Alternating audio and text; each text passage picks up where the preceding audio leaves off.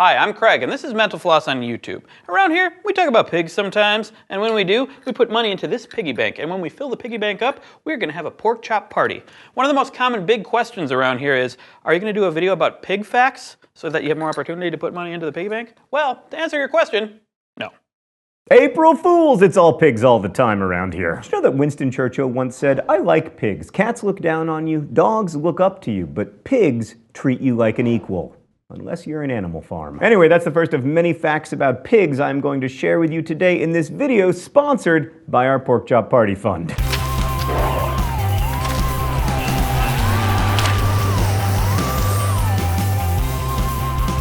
So the basic theme of today's video is that pigs have been extraordinarily successful as a species. Like, there have been domestic pigs since over 10,000 years ago. Pigs are technically omnivores, but their diet only consists of about 4% animal and insect matter. The rest is plants. That's how we should all eat, by the way. Pigs can also be tremendously heroic. Like in 2000, a pig named Prue from Wales rescued her owner who was stuck in a bog. The owner was able to get a rope around the pig, and then the pig pulled her out. Speaking of which, in 1984, a pig named Priscilla saved a boy from drowning in Houston. The boy had swam out too far, but he managed to grab onto Priscilla's leash, and she swam him to shore. She probably swam herself to shore, but he was holding on. Experts claim that pigs are about as smart as 3-year-old humans. They're even considered smarter than dogs. In fact, trained pigs are more reliable than dogs when it comes to sniffing out things like mines and explosives and gunpowder. This makes me wonder, Mark, why do we have dogs at all? They're just like worse pigs. Now let's talk about wild pigs, aka feral pigs. They can be found on every continent except Antarctica. Meredith says that I pronounced Antarctica wrong. There's a C in there, so I'm sorry.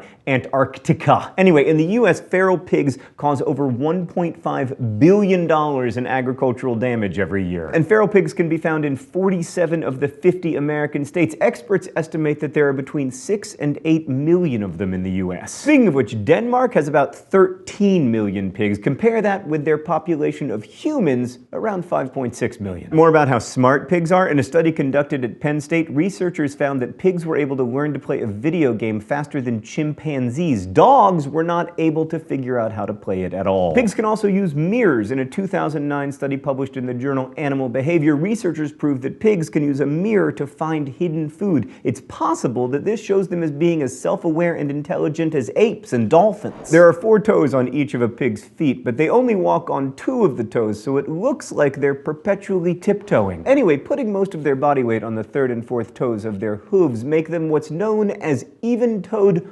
ungulates. That puts them in the same order as giraffes, deer, and llamas. Man, the Wall of Magic has a lot of even-toed ungulates. There's our giraffe. Then we've got our French llama, and Evie is kind of a deer. There are a lot of cannabis plants, aka marijuana, in Bhutan, and historically it was used to feed pigs until the country got television in 1999 and learned that it could be used as a drug. In the United States, March 1st is National Pig Day, a holiday that started in 1972 thanks to a pair of sisters who considered pigs to be, quote, one of man's most intellectual and domesticated animals. In the Bahamas, there's a beach that locals call Pig Beach because feral pigs like to lay on the beach. They'll even swim out to incoming boats. Speaking of which, a few pigs know how to surf, including one in Hawaii and one in New Zealand. Because they already know how to swim, it's relatively easy to get them to hop on a board. Although, to be fair, I also know how to swim, and at the end of my 3-hour surf lesson, in which I was guaranteed my money back if I couldn't stand up, I got my money back. In 2014, the Seal Beach City Council in California voted to remove pigs from the list of non-domesticated animals that were allowed as pets in the community. This was mainly because of a 235-pound pig named Bubba,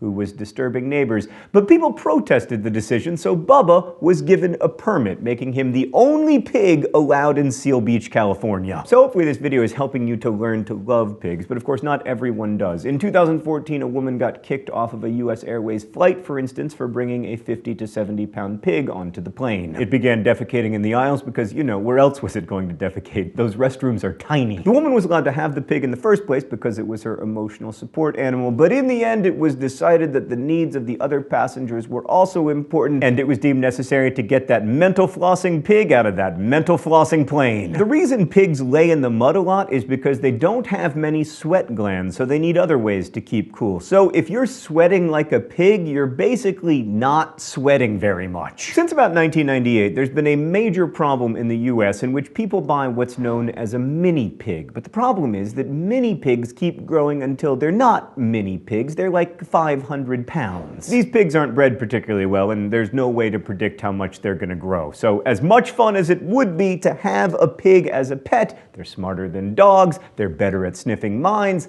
Maybe we do need dogs after all. In 2014, a study was published in the journal Science Translational Medicine in which researchers were able to put genes into pigs that basically allowed them to grow their own pacemakers. Okay, let's move on to some famous pigs. Miss Piggy was originally named Miss Piggy Lee after the singer Peggy Lee. According to a photographer for Life magazine, Arnold, the pig from Green Acres, was very well trained. The guy claimed, "We rented the pig and he came with his handler and the pig would do anything you wanted the pig to do. The pig was overwhelmingly cooperative." That's a marked departure from a lot of human actors. Anyway, as you know from our episode on children's books, Olivia the pig was named after Ian Falconer's niece, but Falconer designed Olivia's appearance based on another girl. Coincidentally, her name was also Olivia. Well, that or he was lying so that people wouldn't compare his niece to a pig. In one early cartoon, it was revealed that Porky Pig's love interest, Petunia, was also his sister. Why are the villains in Angry Birds pigs? Well, because the game was designed in 2009 and the creators were inspired by swine flu. And after filming the movie Babe, actor James Cromwell became a vegan. Meanwhile, the many pigs who collectively played Babe continued to eat meat, but just 4%. And finally, I returned to my salon to tell you about the origin of piggy banks. We don't know for sure when they started, but most experts believe it was around the 15th century in Europe. People used to keep spare change in something called a pig container, which meant clay, but you know, pig sounds like pig, so the next natural step was containers shaped like pigs. Thanks for watching Mental Floss here on YouTube, which is made with the help of all of these nice people who will finally, thanks to this video, maybe get their staff pork chop party.